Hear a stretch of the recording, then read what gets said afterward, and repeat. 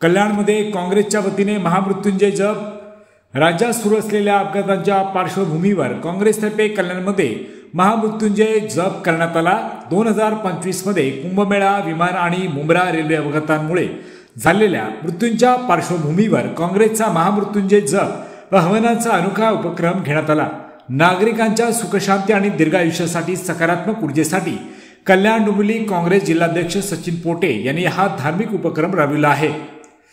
2025 हे वर्ष सुरू झाल्यापासून राज्यात व देशात अनेक दुर्दैवी घटना घडल्या आणि घडत आहेत। यात अनेक निरपराध, निष्पाप आणि नागरिकांचा बळी गेला आहे।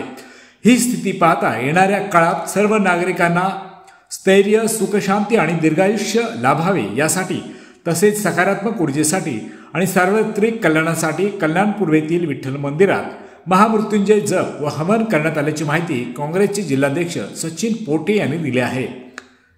महाराष्ट्र अपडेट 24 साठी कुणाल म्हात्रे, कल्याण। आपण आपल्या कल्याण शहरातील सर्व नागरिकांना आपण आवाहन केलं होतं की 2025 सुरू झाल्यापासून ज्या घटना किंवा दुर्घटना आपल्या देशात असेल, राज्यात असेल, शहरात असेल होत आहेत आणि त्याच्यात अनेक निष्पाप नागरिक मृत्युमुखी पडलेत।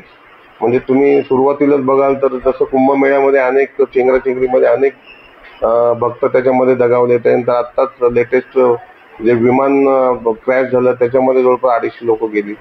आणि आपल्या इथे बघितलं मुंब्रा म्हणजे असा कधी अपघात होत नाही, विचित्र अपघातामध्ये 6-7 लोक मृत्युमुखी पडली आणि अनेक दुर्घटना आपल्या राज्यात असतील, देशात घडत आहेत।